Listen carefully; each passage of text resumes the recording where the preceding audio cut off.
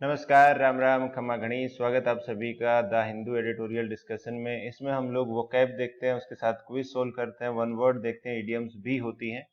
और आज जो एडिटोरियल हम लोग डिस्कस कर रहे हैं वो है 22 सितंबर का। सबसे पहला एडिटोरियल लिखा है साइलेंट किलर। तो ये हाइपरटेंशन के बारे में दिया है और डब्ल्यूएचओ की जो रिपोर्ट आई है, फर्स्ट डब्ल्यूएचओ रिपोर्ट है ये इस सब्जेक्ट को लेके। तो इसके बारे में पूरी डिटेल में जानकारी दी है, हाइपरटेंशन कैसे होता है, कैसे रोका जाए और किस क्या क्या इसके पीछे कारण जो है वो जिम्मेदार है। दूसरा एडिटोरियल छपा है गोल्ड हंट की, सोने की तलाश में। तो यहाँ पे आप देखोगे कि ये एशियन गेम्स हो रहे हैं, 19th एशियन गेम्स हो रहे हैं हंगजू में। ये चाइना की एक सिटी का नाम है और उसमें भारत की संभावनाएं क्या हैं कि भारत कितने गोल्ड मेडल जीतेगा। तो आप लोग बताओ भाई, एक तो पक्का है नीरज चोपड़ा का, उसके अलावा और कितने गोल्ड मेडल हम लोग जीत सकते हैं। और 18वें में हमने कितने जीते थे और कहाँ हुए थे। तो देखो ये बातें काफी अच्छी रहती है, जीके भी अच्छा रहेगा, आप लोगों को याद रहनी चाहिए। और अपने पास अगला एडिटोरियल है कि क्या ओपोजिशन का जो फैसला है कि वो कुछ न्यूज एंकर्स को बॉयकॉट करेंगे, क्या वो सही है, जस्टिफाइड है। तो ये अपने पास है empty chairs and empty tables, tales of diplomatic stand off. तो स्टैंड ऑफ जो होता है एक गतिरोध होता है, डेडलॉक होता है जो भारत और कनाडा के बीच अभी हो रखा है।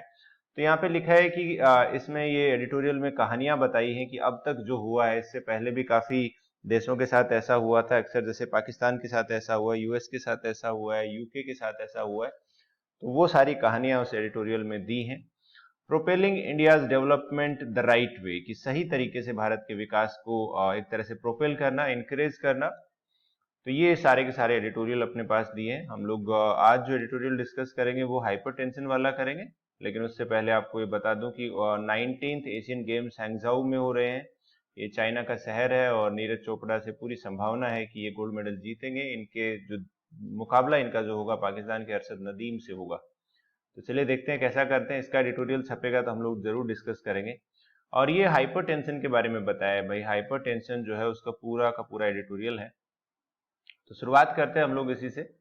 वोकैब हम लोग देखते हैं इसमें, इस एडिटोरियल में जो दी है वो वोकैब हम लोग देखेंगे। ये साइलेंट किलर है, पता नहीं चल पाता है इसका, लेकिन ये किल करता है, लोगों की जान लेता है।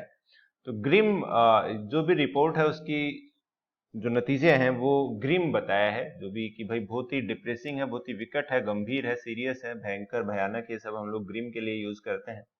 इसके सिनोनिम्स अगर हम लोग देखें तो ब्लीक, डिस्मल, सोम्बर, ग्लूमी या मोरोस होता है कि ऐसे शब्द हैं ये कि निराशा एक तरह से जिसके अंदर झलकती हो, बहुत ज्यादा नेगेटिव चीजें हो, तो इन शब्दों का हम लोग प्रयोग करते हैं। सारे के सारे अच्छी वोकैब है, ब्लीक, सोम्बर, ग्लूमी, मोरोस। और इसका जो अपोजिट होगा वो हो जाएगा कि चीयरफुल, जॉयफुल या प्लीजेंट होना। कि एक्सीडेंट की जो न्यूज थी उसका एक ग्रिम इम्पैक्ट हुआ सभी जो लोग मौजूद थे। तो यहाँ पे आप देखोगे ग्रिम का मतलब है कि एक बहुत ही गलत प्रभाव उसका पड़ा, सबको बुरा फील हुआ वहां पे कि जैसे ही एक्सीडेंट की खबर आई। तो पहला अपने पास वर्ड है ग्रिम। दूसरे नंबर पे हमने देखा कंटिन्यूम। देखो कंटिन्यूम बहुत अच्छा शब्द। आप अगर देखोगे अपने पास ये जो शब्द होते हैं, जैसे कंटिन्यूअस होता है ना, और एक होता है कंटिन्यूअल होता है। तो इन शब्दों में क्या है, डिफरेंस होता है। वो डिफरेंस अपने को पता होना चाहिए। जैसे कंटिन्यूअस का मतलब तो होता है लगातार, और कंटिन्यूअल का मतलब होता है कि रुक रुक कर, कि एकदम लगातार ना हो, रुक रुक कर जो चीज हो उसको हम लोग क्या बोलते हैं, कंटिन्यूअल कहते हैं। और कंटिन्यूअम जो होता है इसका मतलब होता है कि भाई कोई एक एक ही जैसी वस्तुओं की कोई सीरीज है, वो दिखने में एक जैसी है, लेकिन जो पहली है और आखिरी है उसके बीच में काफी गैप है, काफी अंतर है। मतलब वो दोनों एक जैसी नहीं है, दिखने में एक जैसी लग रही है पर है नहीं। तो उस शब्द के लिए हम लोग यूज करते हैं, कंटिन्यूम यूज करते हैं, कि एक जैसी श्रृंखला पर पहले और आखिरी में भारी अंतर, ए कंटिन्यूअस सीक्वेंस और रेंज। तो इसके सिनोनिम्स में हम लोग कंटिन्यूएशन, प्रोग्रेशन या सक्सेशन एक जैसा उसमें कह देंगे। और लेकिन इसका सही मीनिंग होगा कि पहले और आखिरी में अंतर। The colours in the rainbow form a beautiful continue. तो ये अपना एग्जाम्पल में यूज हो गया। चलिए तीसरा वर्ड देखते हैं क्या है।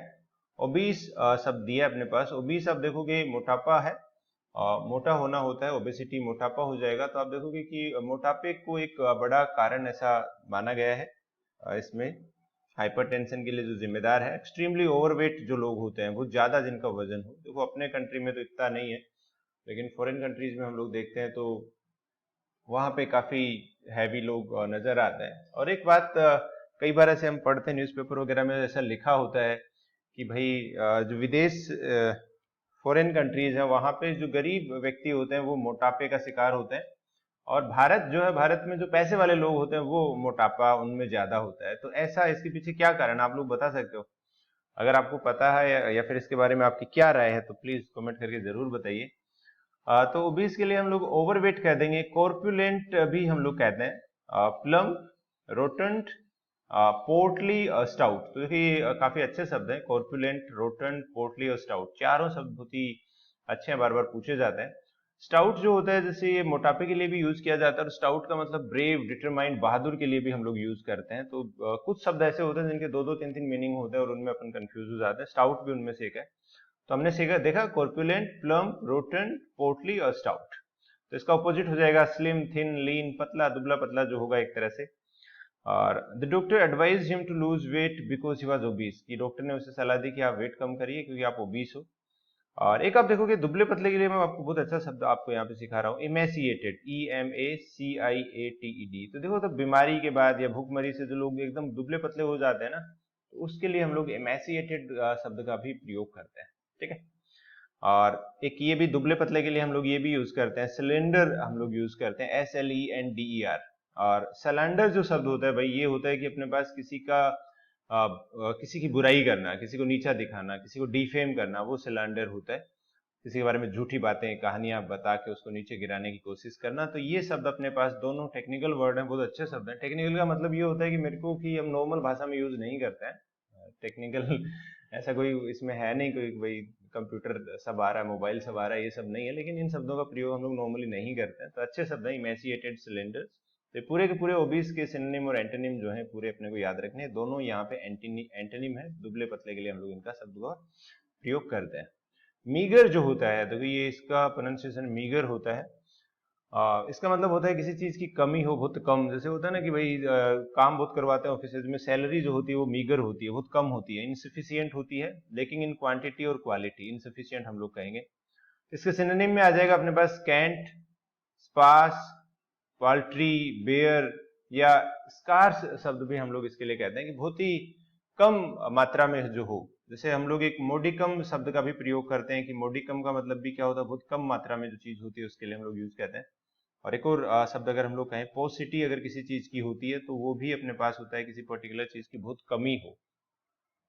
इसका ऑपोजिट हो जाएगा अबंडेंट, प्लेंटीफुल और एम्पल। तो यहाँ पे देखो, their meagre savings were not enough to cover the unexpected expenses, कि उनकी जो सेविंग्स थी जो काफी कम थी, वो काफी नहीं थी कवर करने के लिए, कि उनके जो अचानक से जो खर्चे आ गए थे उन खर्चों को पूरा करने के लिए काफी नहीं थी।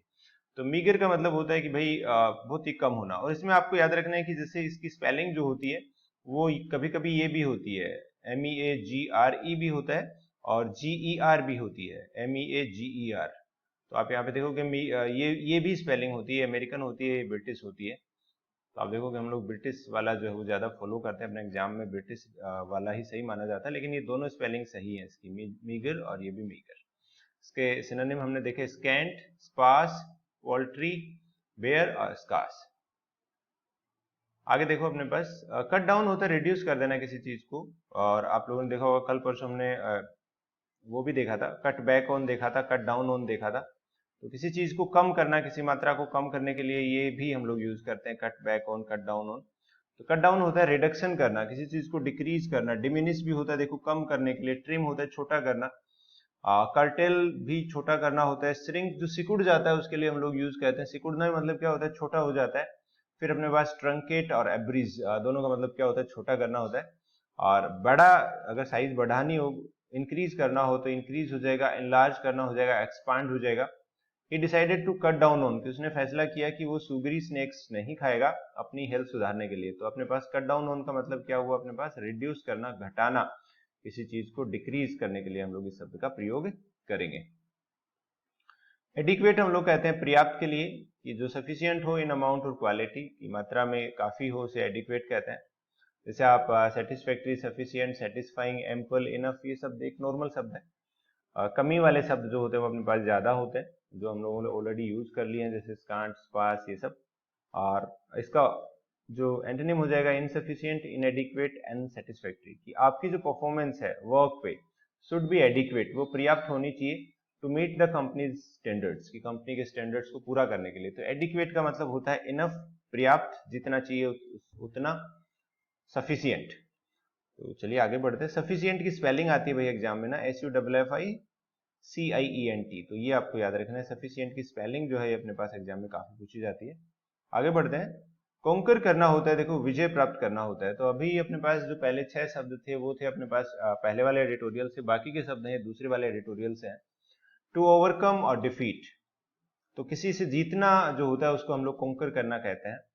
खास करके लड़ाई में या कंपटीशन में जब आप जीतते हो तब हम लोग कॉन्कर शब्द का यूज करते हैं। वैंक्विश होता है किसी को पूरी तरीके से हरा देना, डिफीट हरा देना अगेन। ट्रायम्फ ओवर का मतलब होता है कि किसी के ऊपर जीतना, बीट करना, डोमिनेट करना। तो ये अपने पास इसके सिनोनिम्स हो गए।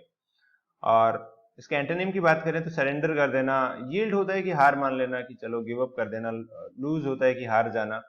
डिस्पाइट द ओड्स, की मुश्किलों के बावजूद they manage to conquer the challenging mountain, की काफी मुश्किलें आई, बारिश आ रही, तूफान आ रहा, जो भी आ रहा था। जब आप पहाड़ की चढ़ाई करते हैं तो बहुत सारी मुश्किलें आती हैं, तो उन सब के बावजूद उन्होंने क्या कहा, वो पहाड़ को जीतने में कामयाब रहे, कॉन्कर करना। तो कॉन्कर अपने पास शब्द हो गया। आगे बढ़ते हैं। रंग जो होता है भाई ये पायदान होता है, one of the cross pieces और स्टेप्स ऑफ ए लैडर। तो आप देखोगे रंग जो होता है वो पायदान होता है। तो अभी क्या होता है कि अपने पास भारत कौन से पायदान पे रहता है, ये एशियन गेम्स में पता चलेगा कि कौन कौन मेडल जीत सकता है। तो ऐसा हुआ था कि जो बुडापेस्ट में वर्ल्ड एथलेटिक चैंपियनशिप हुई थी, वहां पे इंडिया ने इतना अच्छा परफॉर्म नहीं किया था, लेकिन उम्मीद की जा रही है कि एशियन गेम्स में वो बहुत अच्छा खेलेंगे। और यहाँ पे एक चीज और मुझे जो काफी इंटरेस्टिंग लगी एशियन गेम्स को लेके, वो ये थी कि यहाँ पे जो खिलाड़ियों की संख्या है या फिर जो टोटल पार्टिसिपेंट्स है उनकी 12,500 है। और जो टोक्यो ओलंपिक्स हुए थे उसके अंदर केवल 11,000 लोगों ने ही पार्टिसिपेट किया था। तो उससे कहीं ज्यादा लोग भाग लेते हैं एशियन गेम्स में। और काफी नए गेम भी वहां पे इंट्रोड्यूस किए हैं, छोटे छोटे। रिडेम्पशन होता है, देखो मुक्ति होता है रिडेम्पशन, जो एक तरह से कभी कोई आदमी गलत करता है तो वो रिडीम करता है उन चीजों को, रिडेम्पशन उसको हम लोग बोलते हैं। कि पाप से जो मुक्ति होती है, गंगा नहाने जो लोग जाते हैं उसे हम लोग रिडेम्पशन बोलते हैं। इसके लिए देखो साल्वेशन भी होता है अपने पास। साल्वेशन अगेन मुक्ति के लिए हम लोग यूज करते हैं। साल्वेशन आप देखोगे मोक्ष की प्राप्ति जो होती है उसको भी हम लोग साल्वेशन बोलते हैं, कि जिस व्यक्ति को साल्वेशन हो गया एक तरह से मोक्ष की प्राप्ति होगी। और डिलीवरेंस या अटोनमेंट, अटोनमेंट होता है देखो जो प्रायश्चित होता है उसको हम लोग अटोनमेंट बोलते हैं। और इसके एंटोनिम हो जाएंगे डैमनेशन, कंडेमनेशन या पनिशमेंट। तो सजा जो हो जाएगी एक तरह से, या फिर कंडेम करना होता है किसी चीज को, आलोचना करना होता है उसे हम लोग कहते हैं। डैमनेशन का मतलब होता है किसी चीज को बहुत बुरा बताना। तो उसकी जो दयालुता थी, his acts of kindness was seen as a path, कि वो एक रास्ते की तरह देखा गया, to redemption for his past mistakes, कि उसको मुक्ति मिल जाएगी अपनी पास्ट की गलतियों से। तो अब जो वो दयालुता दिखा रहा है, तो आपने देखा होगा कि बहुत से लोग धर्म का काम करते हैं या फिर धार्मिक अनुष्ठान या धार्मिक कार्यक्रम में भाग लेते हैं, तो वो इसलिए करते हैं कि जाने अनजाने में उनसे जो गलती हुई है वो गलतियों उनकी माफ हो सके। आगे बढ़ते हैं। ब्रिंकमैनशिप, देखो ब्रिंक जो होता है अपने पास कि ऑन द ब्रिंक ऑफ, ये अपने पास एक फिक्स एक्सप्रेशन है जो हम लोग यूज करते हैं, ऑन द ब्रिंक ऑफ। तो एक किनारे पर होना होता है। तो ब्रिंक का मतलब क्या हो जाएगा, किनारा। तो ब्रिंकमैनशिप क्या होता है कि किनारे पर ले जाना। कई बार क्या होता है कि जैसे कोई सिचुएशन मुश्किल हो जाती है और उस मुश्किल सिचुएशन को और ज्यादा उसे मुश्किल बना देना, और ज्यादा किनारे की तरफ ले जाना, या फिर हम लोग कहते हैं कोने में लगा देना एक तरह से। आप देखो कि भारत और कनाडा के जो ये रिश्ते हैं, इन उसी में से एडिटोरियल में से लिया गया है। ये जो डिप्लोमेट वाला था, डिप्लोमेसी वाला था, उसमें ऐसा हुआ था कि जैसे कनाडा ने कुछ किया, भारत ने उसका जवाब दिया, और फिर भारत ने और एक्शन लिया है। तो एक तरह से ये ऐसी मुश्किल बन गई है, ऐसी ब्रिंकमैनशिप होती है, ये फायदे के लिए भी होती है कई बार, कि आप सामने वाली पार्टी को इतना झुका दो या फिर इतना मुश्किल में डाल दो कि वो आपकी सारी बातें मान ले। तो ये मुश्किल स्थिति को आपदा की तरफ धकेलना जो होता है उसको हम लोग ब्रिंकमैनशिप बोलते हैं। इसमें खतरा आप उठाते हो, रिस्क टेकिंग होती है। गैम्बिट होता है, दांव होता है एक तरह से, डिप्लोमेटिक गेम होता है। इसको अपोजिट हो जाएगा क्वेश्चन, सावधानी बरतना, मॉडरेशन और प्रूडेंस। प्रूडेंस होता है समझदारी, मॉडरेशन का मतलब भी होता है कि बीच का रास्ता निकालना जो होता है उसे हम लोग कहते हैं। The leaders engaged in brinkmanship, की लीडर्स जो थे वो शामिल थे ब्रिंकमैनशिप में, hoping to negotiate a last minute deal, की आखिरी मिनट पे कोई डील हो जाए, तो उसके अंदर वो शामिल थे। तो ब्रिंकमैनशिप बहुत अच्छा शब्द है ये। इसका मतलब वैसे तो नेगेटिव होता है, लेकिन इसे पॉजिटिव तरीके में भी काम में लिया जा सकता है जब आप अपनी बात निकालना चाहो। कई बार होता है ना कि बच्चे घर पे धमकी देते हैं, मैं घर छोड़ के चला जाऊंगा, इस तरह की चीजें ब्रिंकमैनशिप। या माँ बाप कहते हैं अरे मैं तेरे को घर से निकाल दूंगा, इस तरह से। तो वो ब्रिंकमैनशिप उसे कह सकते हैं।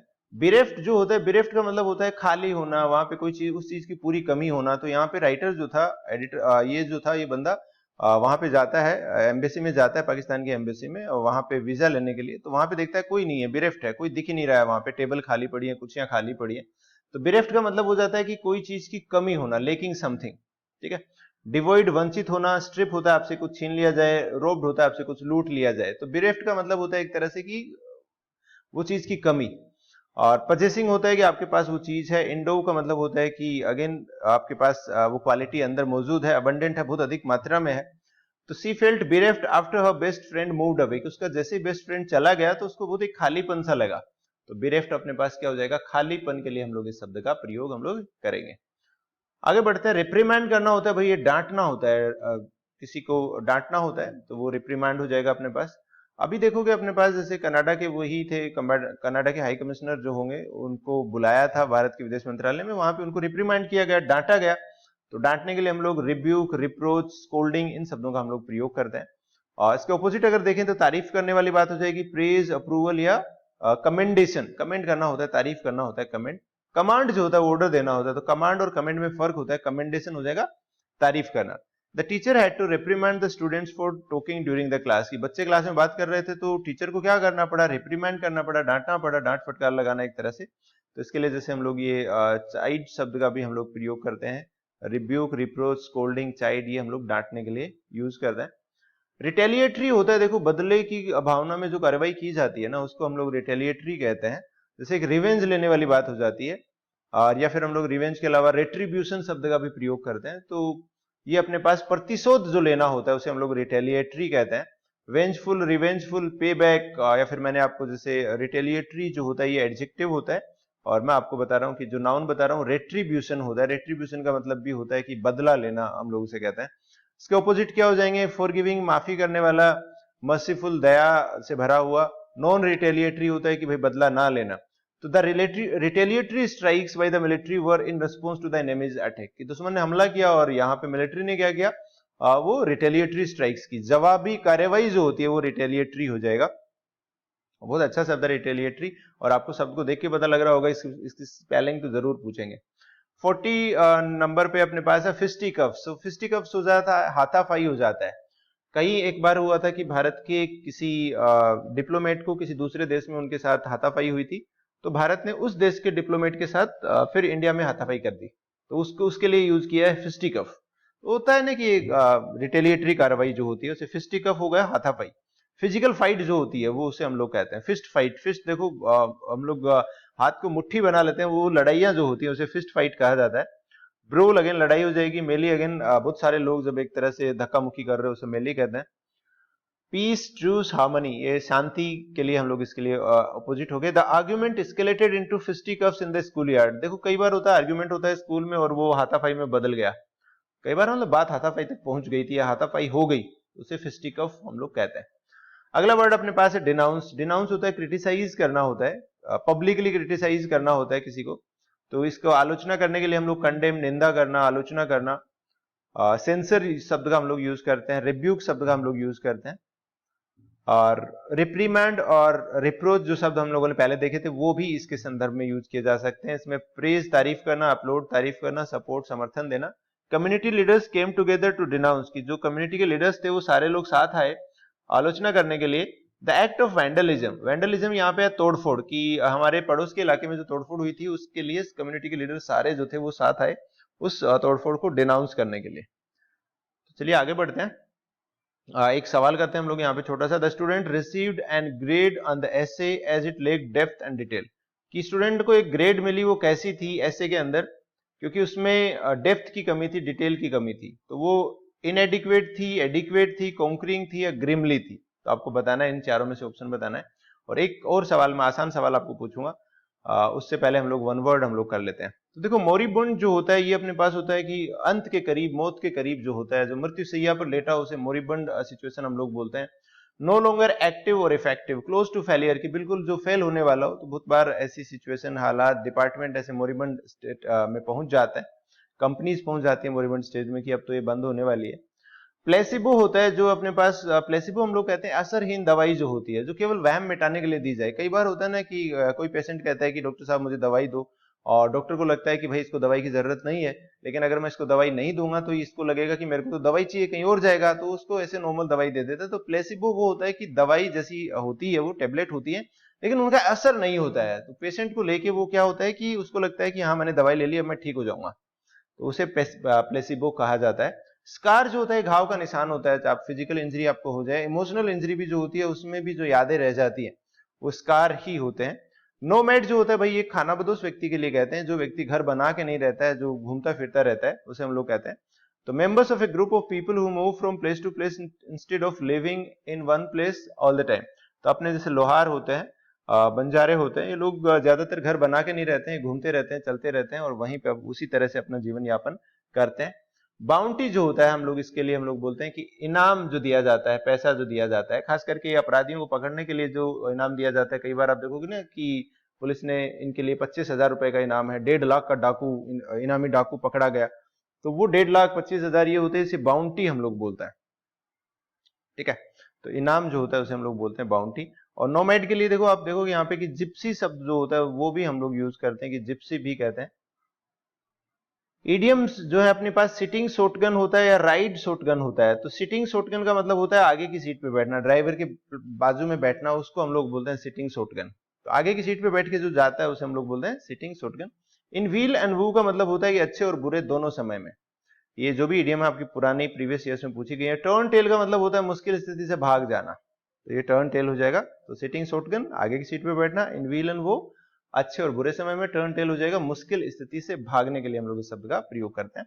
और आखिर में मैं आपसे बहुत ही आसान सा सवाल पूछ रहा हूं कि studies have shown that, studies ने दिखाया है दैट एक्सेस सोल्ट कंजम्पशन, बहुत ज्यादा अगर आप नमक का कंज्यूम करते हो, उपभोग करते हो, इज रिस्पॉन्सिबल, वो जिम्मेदार होता है 17 to 30% ऑफ हाइपरटेंशन की, हाइपरटेंशन की 30% की जिम्मेदारी जो है वो नमक के ऊपर जाती है, अगर आप ज्यादा नमक खाते हैं तो।